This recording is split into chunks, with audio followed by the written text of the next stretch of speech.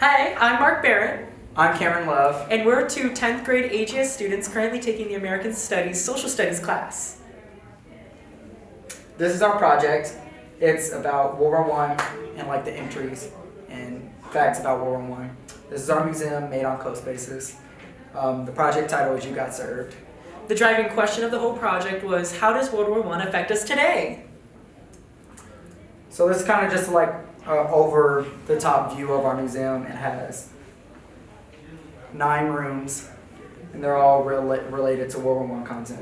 So we have the first room that's about Maine, which is the causes, militarism, alliance, imperialism, and nationalism. Those were the factors that caused World War I. The second room we have is about women in World War I, about how when men had to leave to go fight in the war, women had to take over the men's jobs, and they did it just as good as them, so period.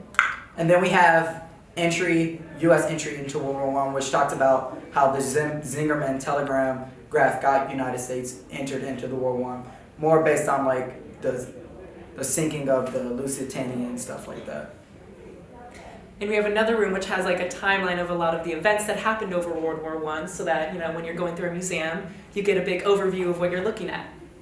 And then our other room is Trench Foot, which is our special room that we got to do. It talks about like diseases that were in trenches, like trench foot is a really bad, smelly disease that's on your feet. It's more like an infection. It's really bad. Gross! And then we have our soldier room, which is basically all of our poems that we had to write for our English standards.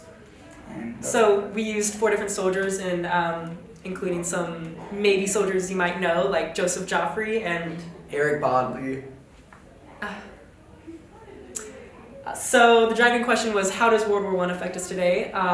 You can see the effect of World War I in many ways in present day culture, especially how like women now have taken on a role, like men's roles, have a lot more freedoms than they did back then. You can also see a lot of weapons that were invented in World War I for war that we now use today, like smoke bombs and machine guns. And you can see a lot of the effects of the Treaty of Versailles, which was a treaty that ended World War I and put a lot of repercussions on the country of Germany. So that set it up for like World War II and where we are today. Not only that, if you look at the geography of Europe, it was quite changed based on the war. Like there was a lot of land damage that occurred in Europe because of the war, especially on Germany's side. Germany had to pay for a lot of the war costs and war expense, what actually led into World War II. Yeah. So women had freedom to choose their jobs during the time, because while the men were out fighting, the women basically were like, I'm going to step up and take this job.